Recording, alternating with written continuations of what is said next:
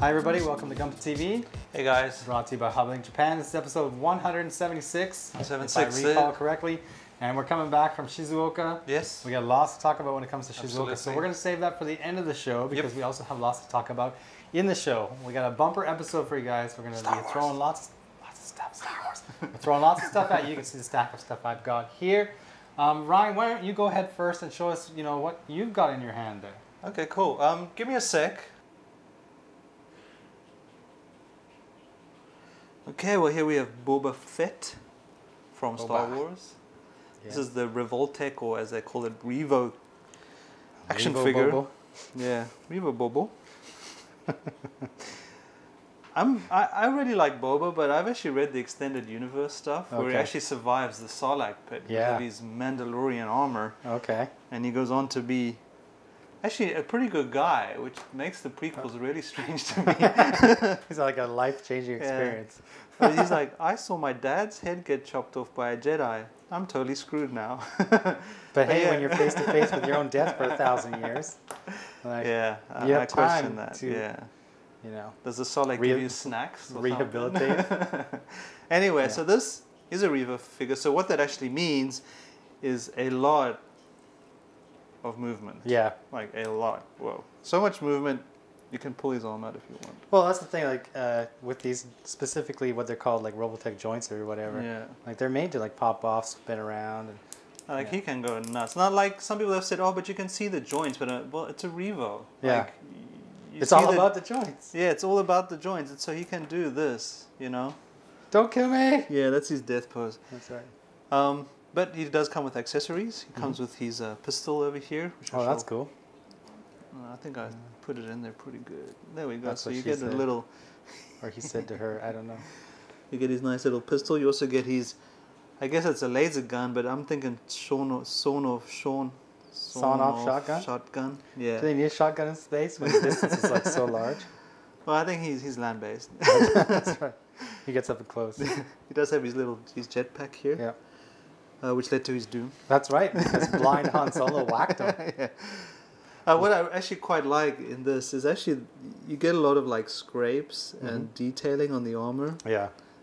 Which you can actually see better in the photos. But yeah, they've actually really done a bang-up job for the price you're paying for this. And the posability, you do get a ton of hands. Yeah. So yeah, if you want to complete your collection of C-3PO, R2-D2, Darth Vader, Stormtrooper. Yeah. You have to have Boba. Yeah, and I hope the next one's Chewie. Give me a Chewie. Yeah. Give Boba a hug. Yeah. Give him a hug. He needs it. Yeah. So I said Boba. Yeah. My favorite bounty hunter. Maybe he'll come back. Boba? I called him Boba when I was a young kid. Because all I had was the name on the Kenner Hasbro figure. Do they even say his name in the films? No, I think, do they? They must. No. Yeah. Oh, they do in the later films for sure. Yeah, for sure. When you first see him in Empire, you don't know who that guy is. He's an Australian. Yeah. As we found out. Okay, apparently. They're all Australian. He talks a little different than the earlier ones. Actually, no, he's a Kiwi. Okay. He's a Kiwi. But anyway, Sid, what do you go for? I got stacks of stuff, Ryan, because as you know, we were in Shizuoka last week, but that didn't stop stuff from hitting the store shelves. So we've got stuff to show there and stuff that's coming out today and other things. So let's just get started. Now, this is from Recongiston G. This is the Dahak. Dahak.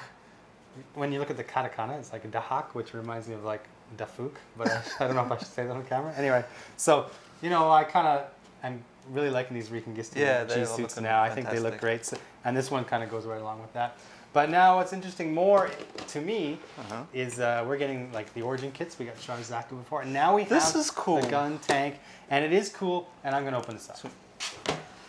All right, so one question I had when I saw they were making an Origin Guntank is how they would do the treads, the tracks, I guess you call them.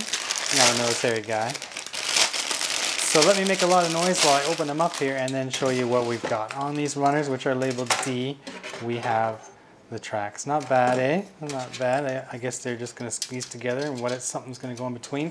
Won't know about that until I get building.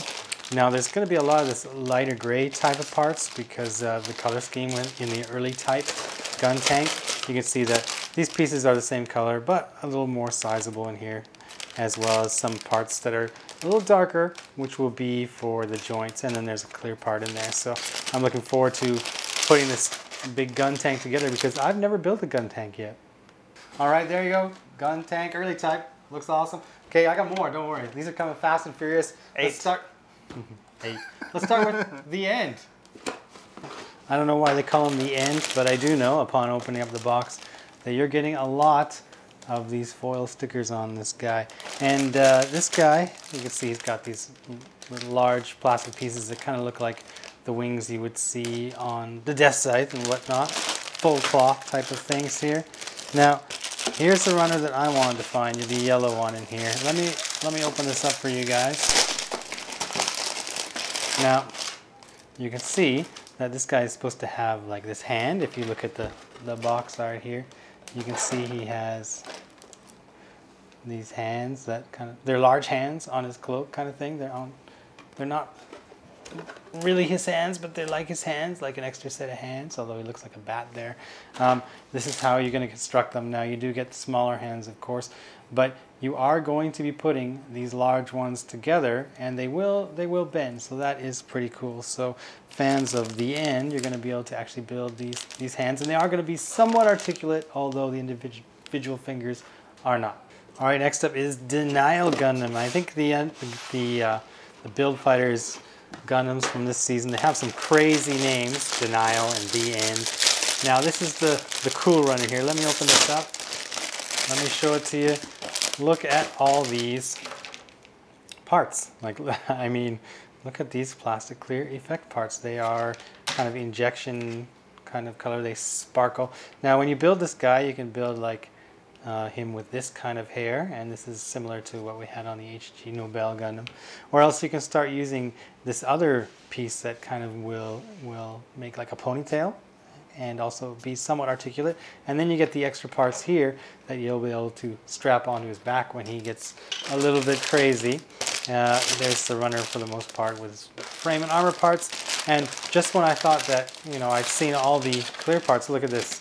You get this runner, and it looks like it's the same as the Build Burning Gundam with all these clear parts that will assemble around the hands. That is really cool. And there's even another small one right in there. Not bad. All right, and the last one that just came in today. This is the HG Victory 2 Assault Buster Gundam. Now, I like the Victory, but I think the Assault Buster might be a little too hardcore for me. I mean, check out what this guy's coming with here. Like, look at all that stuff he's got. And just standing, he looks pretty intimidating. Much different and more imposing than the normal Victory Gundam.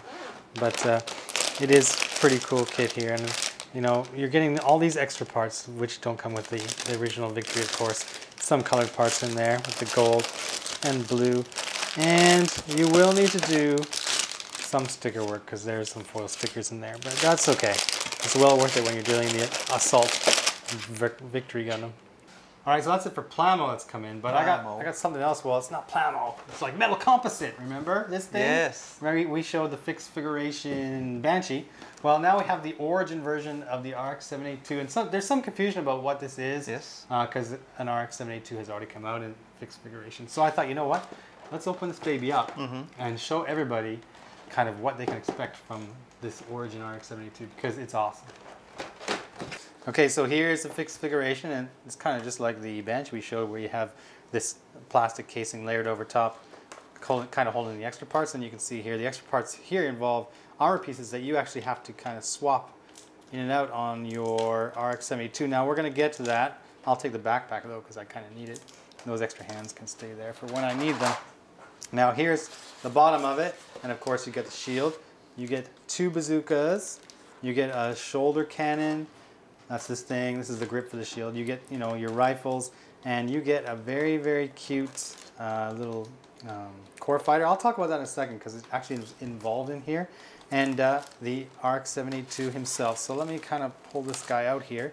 Now, if you remember from our discussion of the Banshee, this metal composite is kind of like die cast. It's not plastic. You know, a lot of times with a Gundam, you'll have this really awesome looking Gundam, and you'll be using polycast for joints, and it'll start to sag or fall over. Well, what they've done with these fixed figurations is you've got die cast parts in here, and you can hear them click, click, click, click, click, click, and they will hold these poses really well. And it is heavy, like you are dealing with metal here. So, you know, that of course adds to the price tag. But heavy metal.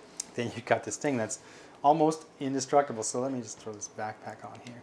Now, with this origin version of your RX-78-2, you're meant to do quite a bit of part swapping. So I'll need this guy. I'll put him here for now. And I'll make sure I can see this manual because I want to make sure I don't make any mistakes on camera here. I love the sheen on these guys. It's like, I know. You know, I just like how, like, when you look at it, it looks like a giant robot and it looks big and heavy. And then you touch it and you're like, wow, this thing is big and heavy. Like, that is great. So, first things first, I guess. I'll put that back on. Make sure that stays set. I can open up the cockpit hatch, it says. Come on, buddy. Open up this cockpit hatch and get in here, and I can pull off parts here, it says. So let's see if I can actually get these parts off like I'm supposed to. I don't want to break anything. Like my nail, because this is very, very heavy. Breaking a fingernail on the show would probably be pretty messy. So you've given your blood once. Yeah. I give my blood to Bandai for these things. Come on, buddy. Might need to get that like part separator that you use for some Gundam parts. I can feel it moving, but the fit is so good, which it has to be because it has to stay in there. So if I take these shoulder parts off, or sorry, the chest parts off, what I'm meant to do is actually like swap them. So maybe it's only one I'm supposed to do, and I did both just because. But what you're meant to do is kind of take this part off of here and put it onto here, and then put it back, and you'll have this slightly different look. But I think I'm gonna skip that part for now, just because I want to like be quick about things right now. So you go back in there. You go back in there. Close this up. Now, next thing I need to do is I need to be able to pop off these shoulder parts and put on this shoulder part so it matches. This is going here like so. That's what I'm supposed to do. Oh my goodness, I'm supposed to take off parts from the arms as well. So this part here. You saw me just open up this box, right? You know, I'm not quite sure exactly where everything goes. This is the first time for me. And it comes with a ton of extras. So you get so much stuff. It's awesome. So I'll swap out this part here. Maybe I'll just do one side so you can kind of see the difference easier when I'm like that. Bing. And I guess this part doesn't come out, actually, it stays there. So that's one arm like so. Side of the shoulders, you can pop this part out. Come on, buddy. Fit is so nice. Like, we're used to really good fits with Bandai's plastic, right? With their snap fit model kits, but you know, this fit with these heavier parts, you really notice it. Click that in there, right? Looks similar to the version Ka. He had these. Okay, so I have one of these things. Lots of parts to swap around here. If I pop this up here, actually I'll pull this one away. You have multiple variations for your Gundam. So let's put this on like that. There he is. I like this one better, but remember, I'm going to do half of a Gundam just so you can kind of see the difference here. Well, I'll swap this part away. You're basically getting kind of 3 different versions of the RX-78-2 depending on how you want to part swap it. So I haven't tried them all, of course, but we'll get an idea, right? Do you want this kind of shoulder? Do you want this kind of shoulder? And then from there, you actually can take off pretty much all the leg armor, which is pretty cool. So let's start with this one. No breaky.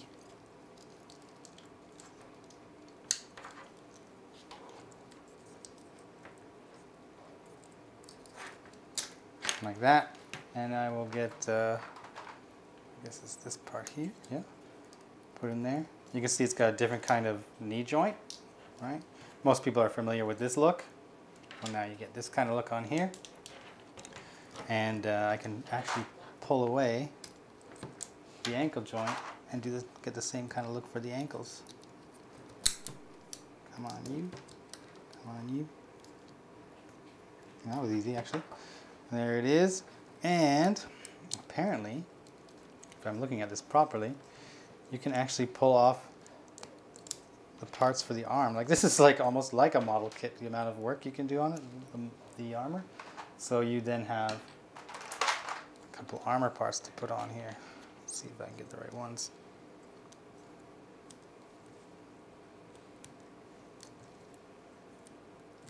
Like so. Like so. Right. Now I've completely changed almost all the armor here with this part, and this part in here. This part's gone on. Now, one other thing that you can do, which I saw, which I thought was kind of really cool, is you can actually, just like your RX-78-2, you know, 2.0 model kits and whatever, is you can actually, getting this right, pull this off, right? Now, there's a part in here that's supposed to come away. This middle part is supposed to come out, and you can then take your cute little core fighter. Like, look at the rounded edges on that. And you can... It's the egg plane. Fold it, yeah. You can fold it up and, you know, make it small. Like, you know, you can do with your model kits. And when you've done that, you can slide it back into this piece here. So, let's see if I can get that idea. This sits inside of your kit and it goes in there. There he goes like that. And then, well, I'll have to pull this part out of here is my guess, no? Oh, no, okay. This just goes further in, apparently. Goes all the way in. And then you can drop it in there. That's cool. There he is. So, I'm going to leave him like that because it would take quite a bit of time for me to actually pull everything off here. But if you can see, you know, I've swapped the ankle armor, the armors around the knees. I swapped shoulders. You know, I have a couple variations of that. The upper arm armor, the outside armor here, the vest on the top here, and if you would like, hold on, I think you can do this too. This is very rubbery, but I've noticed that this kit comes with 2 extra V-fins. So this one is actually a hard plastic, like this, and you'll be able to swap. And there's another white V-fin. Man, if I can get this thing out of here. This one's also a hard plastic, so if you don't want to use this kind of flexible plastic, which you might, because you might be banging this guy around, you have the option of swapping them out, right? That's cool. And let's show on the back of the legs. Somehow these are supposed to open up. There's a little veneer in there, right? It says be very careful, because there's markings on some of these places and you can actually rub off some of them. So you got to be careful. And you can see how this shoulder opens up to allow you to move the arm all the way up. That is kind of cool. So yeah, very cool. He has a lot of articulation in the shoulder. That's really, really good. And you can even pop the joint out a little bit if you need to give you more range this way too. So it is very good. And this one, apparently the head can go and tilt kind of straight up, so you can get, you know, that pose, that famous pose if you like. This thing is pretty incredible. I'm going to probably spend some time playing with this guy. Show us the weapons. Weapons. You want to see the weapons? I want to see the weapons. Okay. Show us the shield and a gun. Okay, well let's because you asked, Ryan, and I like you. No, it's got lots of It's got a stack of weaponry. He's pretty loaded, so I'm going to try and choose the easiest one here. Let's see. Because I'm not exactly sure kind of how it's supposed to go in. Like, these fingers do flex, but do I move the thumb out of the way? Yeah, if I move the thumb out of the way, I can get that grip, right? Okay, so here we go. Pull off this hand. Let's put on a bazooka. Cool. Pin. I love his shoulder-mounted bazookas. I think they're awesome. That's his GTA 5 pose. Yes. Now, let's put a shield on him. Because, you know, everybody loves and can easily recognize that shield, right? Mm. Now, it actually comes with an extra grip. Now, this grip is very similar to the model kits we see with this thing here, where you can actually have in his hand. So if I were to say want to swap hands on this guy with his left hand, what I would do is I would put it in here like so, like he's gripping it, and then put this on the back of the shield, I guess, and I can get this hand out, this hand in. Man, this thing's cool. I'm enjoying this. We'll plug this in here. Now he'll be sturdy. Plug this on here. Dun, dun, dun, dun. There you go. Sorry, popped out when I tried to turn his arm. There's extra parts in there that are meant to hold the guns and stuff. Sorry, I just noticed these extra parts are on there in case you want to mount the guns inside there. But that's not really my thing, so I'm not going to worry about that. So let me put it back together.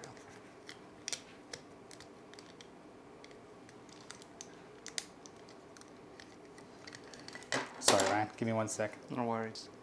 Come apart like that, but because I wasn't expecting it, I didn't have things probably lined up as they should be.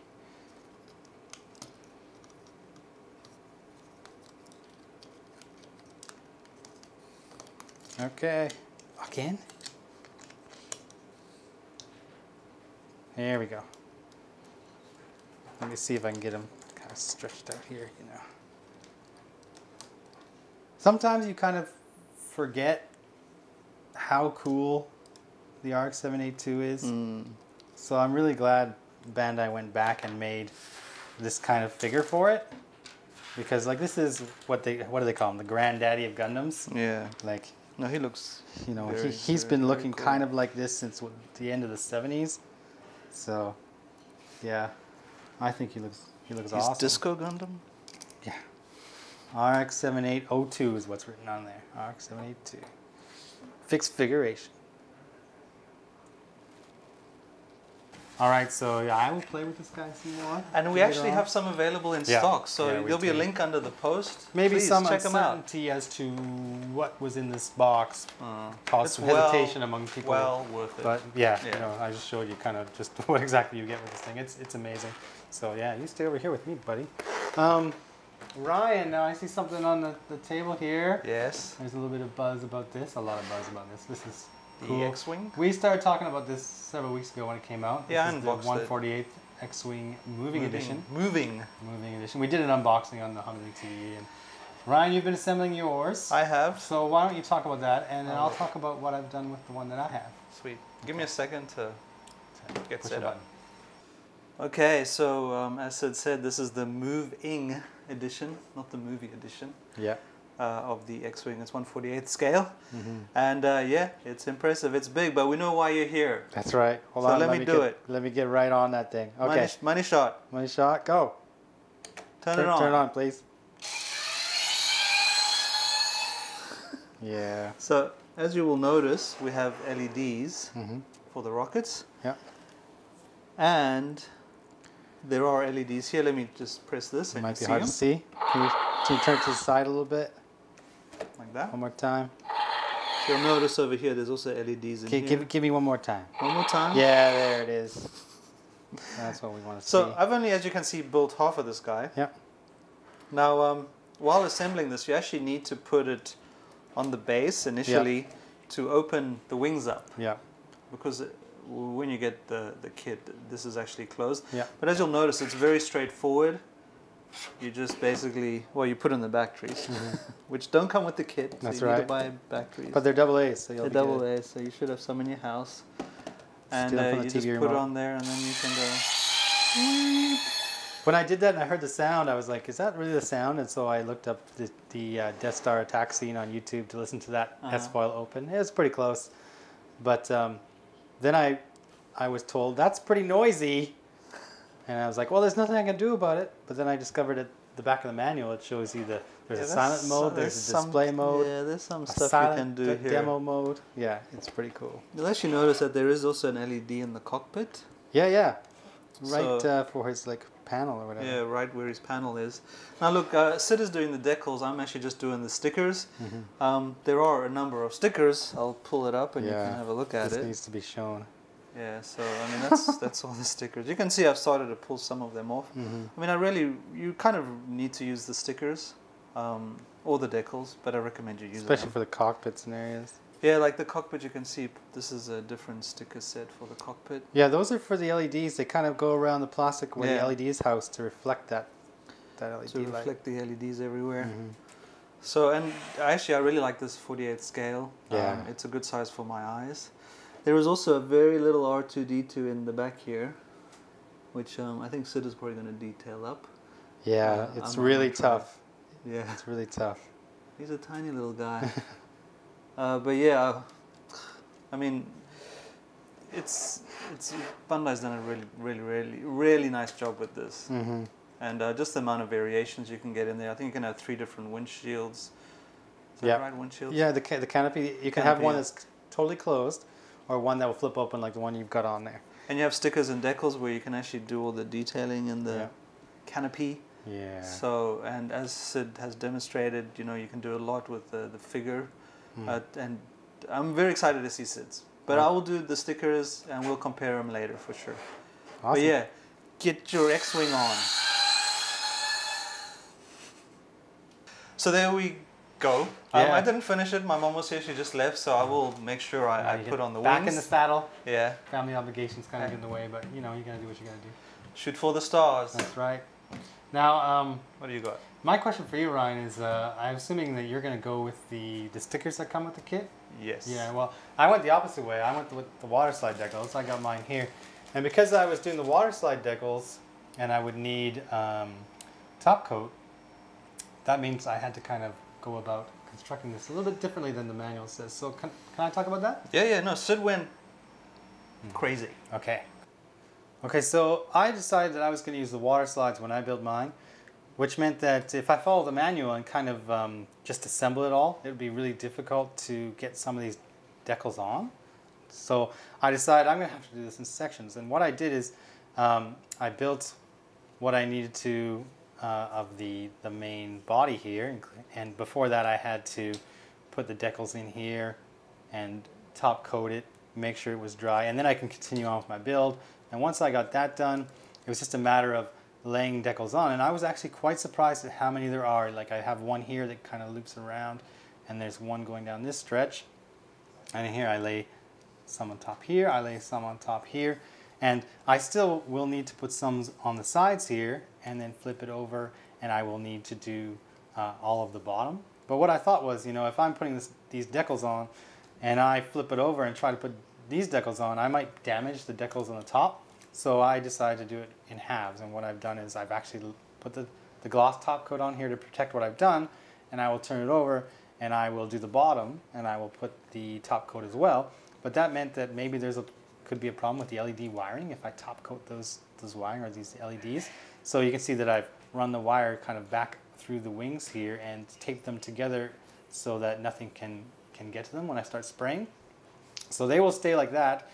On mine, you won't be able to see the LEDs until I get the wings done and I'm ready to put them on. And with the wings, I did the same thing. I've done all the decals for the top, and I've top coated it, and I'm going to turn the wings over, and I'm going to do the decals and then top coat it again. And once that's done, I can start doing the weathering, final top coat, and then I'll be putting it together. So it's going to take some time, but so far I'm really pleased with the result. Yeah, it looks good. All right, so there you go. So I, of course, still have some work to do. I have the decals to put on to the underside of the kit and a top coat, and I'll start my weathering. Sweet. You did notice that my little pilot. Yes, Sid did a phenomenal job on the pilot. Yeah, so I can actually show you what I used to get this. Okay, just give me a sec. All right, now I've already painted the pilot, and I put him in the cockpit, and I've closed up the cockpit, although I can take the top off. So I can't actually take that sitting pilot out, but Bandai does give you a secondary standing pilot, and R2-D2 for that matter, in this kit. And it comes all in white, and some people are a little leery of, oh no, I got a 1/48th pilot, but he's all white, he's not colored. Well, remember, this is Star Wars. They wear those orange jumpsuits, and I've got an orange Real Touch marker, so I'm going to touch this guy up. Now, you would be putting decals on the face and the goggles, on the sides of the head, and then one strip down the top, It is very, very tough to do, but the result is worth it. Now I've got the Real Touch marker, but he's not all orange. So I've also got a cockpit marker in black, so I can kind of get the control panel there, or whatever on the front of the suit. And I've got this gray one that I often use, and I'll probably use it for the straps. Now they're probably not the authentic color, but it will definitely break up all this white, and it will, you know, when you look at it closely, yeah, it might look a little spotty, but when you get it in the cockpit and you put the canopy on, it actually looks really good. So I'm just using markers. People might prefer to use paint, but just getting in here and just coloring with the marker, and just do one section at a time. And you will have to handle it carefully because you don't want to touch areas that you've just colored. It might take you a few coats. I think on the kit that I did, sorry, the figure that I did for the kit that I'm building, I did, I think, 2 or 3 rounds with this orange. And one thing I should point out is that you have 2 different tips. You have a bigger tip and a smaller tip. So starting with the wider tip, I can actually make short work of that kind of first coat, and then I can get back in with the smaller tip and kind of get those little creases and details, or recesses anyway, that I missed the first time. So yeah, just get your orange marker and get on your pilot guy, and all you need to do is just color. And I tend to use the lightest color first, so I make a mistake. You know, I can go over orange with black and you are probably not going to see the orange. But if I were going to have to put orange on top of black, well, that would be a problem with it. So I go orange first, and then I'll move to progressive darker colors. So the next thing I would do is probably the gray, which is the straps back here. But I'm not going to do everything today. I'm just showing you guys how you can change your 1/48 scale all white X-Wing pilot and make him the proper orange color. And for the gloves are going to be black. I will do that after. Get in here like that. So I don't know, a lot of people prefer to hand paint with brushes, and they say, oh, you don't need a lot of skill if you're slow and careful. And you know, that might be true, but it's also true with this little marker. And if you're just looking to kind of add that splash of color before you drop this guy into the cockpit, then yeah, just go ahead and grab a Real Touch marker, just like you would on a Gundam, and color up your pilot. All I needed was the Real Touch marker, the orange. I think it's number 405. So if you have that, Luke, or you have someone who looks like Wedge or anybody, red something or other. Red dwarf. Okay, now simply red. Simply red. Red October. Okay, so we're still going. We're still pumping plasma at you guys. We got lots to talk about still. But I did want to show one thing. Now, last week on the show, not last week, the week before, number 175, we talked about the 00 Raiser. And I made some observation that maybe the wing binders, they don't hang on very well. Ah, yes. Well, you know what? I wasn't satisfied with that. I thought maybe Bandai did it differently and I didn't catch it. So I actually deconstructed my whole Raiser shoulders and GN drives and went back and found my mistake. And I want to make everybody aware of that mistake. So when they're building their own RG 00 Raiser, they will avoid what I did. So let me pull this up. Okay, so when I was building the wings, you know, what you have to do is, they're like this when they go onto the O Raiser, but you flip them up and they're like that when they go onto the Gundam. And I slid this little tiny part in there and it seemed to just kind of fall off. Like it wasn't secure, and I thought that's kind of odd. Like he stands up, it'll hold on. You tilt them kind of forward, still hold on, but if you tilt them a different way, well, it just comes off. Well, it turns out there wasn't any fault in what I did with actually building the wings. The mistake that I made came when I built the GN drive. And so, well, there's this GN drive, and I've got them all apart here. Now, what I did, and this is my mistake here, I don't know if you can see it, but this is the smallest piece here, and this piece of plastic, you can see the white, the stress there. That means I was putting too much pressure on it when it was improperly placed, but I didn't see it at the time because this part was on over top of it. And what I did is I'd actually laid it in like so, and you guys watched the build. And when you push it in, it looks flush there. Like if you follow this line of this white part, this gray part here looks flush. And so after that, what I did was, you know, I put on this piece like I feel I'm supposed to. I push it down, and there's a gap there, but it's holding together, so I didn't feel it was too bad. This gap is exaggerated, by the way, because you can push it down almost all the way. And I didn't notice that I was putting this pressure, this stress onto this gray part here. And I built the other one the same way, and then afterwards when I went to hang this part on, it kind of would just fall off. And so what is the cause of that? I thought, well, I went back in and I disassembled the GN drives, and here's how it's supposed to work. Now, what I did the second time around was I actually put this stressed piece in first and pushed it all the way down. So if you push it all the way down, it actually goes in, you know, quite a bit further. You can see it's not flush here anymore. It's actually down, kind of recessed in there, and even below this kind of line here, this white part here. So when you put the next part on, you line it up and you drop them in there, like this part goes boom all the way immediately. And so when you complete your GN drive, you have it like so. You'll put it into the binder on your RG, and when you go to push this in, you know, it actually goes in much farther than if you would have put it in the way I had previously. It goes all the way, and it almost feels like it kind of clicks into place. There's a little edge there that catches, and so when you do this, you know, this thing stays on. Look how sturdy that is. So when you want to slap this onto your riser, you know, it will stay on.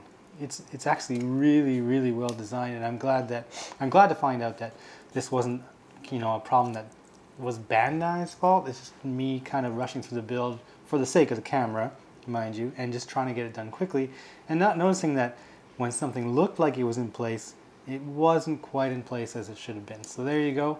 Check that out for yourself. So as you can see, it's actually quite strong. It's not falling off like I had it in last episode 175, and that was my mistake. It's an easy one to make. Several other people have contacted me saying, you know, what's with this shoulder thing? I can't get it to work. And then I tell them what I did, and you know, they can continue on. So everybody who's building their own RG Double Riser, if you've encountered that problem, you know how to fix it. If you have yet to build it, you know what to look out for. So I hope everybody gets to enjoy this awesome kit, which is now officially, because that wasn't a problem, the best RG to date. Really? There's no doubt about it now. Like the one thing I had, the one complaint I had about it was it felt that the wings just didn't stay on sturdy enough, and it turns out that they do. So this thing is. Sid said it. Do you agree with Sid? Is this the best RG ever? Yeah, a lot of people should agree with me until the red aspect comes out. But I guess that means we should talk about Shizuoka. Yes, we should. That up. So Ryan, you know, we got on Shinkansen, we got there early, we walked in there, went right to Bandai. What did you think? What did you think about Shizuoka? Well, I think they didn't have as much Star Wars as I would have liked. Yeah. But I think that they showed a lot in Tokyo. Like they showed 6 or 7 items. I mean, the Sand Trooper was there. Yeah, the Sand Trooper was there. Which is cool. It was good to see the Snow Speeder. Yeah. No, not the Snow Speeder. The Y-Wing? No, the other speeder. The speeder bike? Speeder bike. Like, I can't wait. It's big, and the figure's big, and it's actually reasonably priced, and it looks amazing. And some of the dioramas they had there were really cool, like all the Stormtroopers and Darth Vader. What I was like you, I was like, wait, that's it for Star Wars? That's it? And then I realized, because I've been reading, I read somewhere that merchandise for the new movie goes on sale in September. I can't remember the exact date, sometime in September. So, you know, there is a chance that, you know, we know what Bandai's releasing up to August. You know, come September, when they're allowed to release more merchandise for the new movie, we're going to start seeing Plamo kits for the new film. But there's something I want to say. Like, I can't build any of their new kits because it's spoilers. I shouldn't say that on the internet. So from now on, every comment is going to be spoiler filled. That's right. Great. So okay, I'm building it. From September onward, I will be hosting Gunpla TV by myself. Yeah. So. Yeah, I'll be taking a 3-month holiday from HLJ. Yeah. I love their display. All this, like you said, the Stormtroopers. They did have the moving X-wing. They also had that AT-AT, which we saw at the previous mall show. People are asking. Excited about that. Now, we did see an R2-D2, a 1/4, which was around the corner. Sadly, we missed that. No release date yet on that either, so that's probably a ways away. Other than that, I mean, you'll talk about the Gundam. Yeah. But there was Funashi. Funashi, yeah. You know what? After seeing what they did with that and how they gave it that little like soft spongy head and body, that's the proper way to do the Funashi. We'll probably build it. I'm going to. Yeah. I've already got one aside for me. I'm going to build it. But it's a Gundam. What did you think? Walking in, you know, when I come to these shows now, the first thing I do is look for that new thing. You know, I don't look for the displays or the videos or anything like that. I try to find that new thing because I want to know what's coming in. There were two, and the first one I saw was the red ashtray, the real grade. That looks like it's going to be amazing. It's going to be a lot of fun. It's good, kind of a, I think, scaled down. Like we built the Strike Freedom and we've built the OO Raiser recently, and those are pretty elaborate with lots of parts. But the RG ashtray red frame looks like it's going to be quite, how do you say, not parts extensive. I like that red-white frame. That's really cool. We knew, like we've seen Bandai do that on the perfect grade with the hands, with the red ashtray, and they have done that kind of molding even with the previous RGs. If you look closely at the frames, they're kind of different colors, the grays. So yeah, we knew Bandai had the capabilities, and there it is. Everybody saw it. I imagine that sword that it's supposed to come with will be mechi plated like the the Exia was. The RG, it's going to be awesome. You know, I can't wait for it. I'm waiting for the release date information. But the other August release that we saw there was the Amazing Red Warrior. The MG. The MG. Yeah. And Bandai's kind of surprised me on that twice now, because when we went to the Gunpla Expo at Akihabara last year, they had the HG Amazing Red Warrior, and we didn't know it was coming. It was just there, and it's like, oh my goodness, look, this is here, this is cool. And you know, going into Shizuoka, I had no idea what to expect. You know, I knew there'd be an RG announcement probably, and an MG announcement probably, but not what it was. And then there's the Red Warrior, and it does look really cool. It does look like it's going to be based off the 2.0 frame, which probably makes sense because that's more representative of how it is in the anime, whereas that 3.0 frame, which you love, isn't represented well in the anime like that. So it's going to be basically like the RX-78-2 2.0, which is a really solid kit, but with all that amazing Red Warrior stuff that comes with it. So we'll get more info on that. Sure, and there were two other things at the show I quite liked, which was actually seeing the Jurvolk Valkyrie from Hasegawa. That was really cool to actually see it built up. It's going to look sweet. And also the Mac K. Yeah, the Mac K MK44. Yeah. And one thing that we didn't get to show in video, unfortunately, but we did see was the Zoids, that movable. Oh, yeah. They had it motorized. The Takara Tomy. Yeah. That's like their masterpiece, but it's for Zoids, and it looks awesome. I'm very excited. It looked awesome. It was moving, and we walked around the corner with a camera, and some staff member picked it up and ran away with it. So, yeah, we couldn't show you that one, but it is pretty cool. Like, if we get enough in stock and there's some extra, for sure we'll try bring it on and show you guys. Yeah, it's going to be awesome. So, question I have for everybody out there is, what do you think of Shizuoka? Like, what was your thing that kind of blew your mind? Were you excited? Were you disappointed? Was there an expectation that wasn't met? Was it beyond your expectations? Let us know in the comments.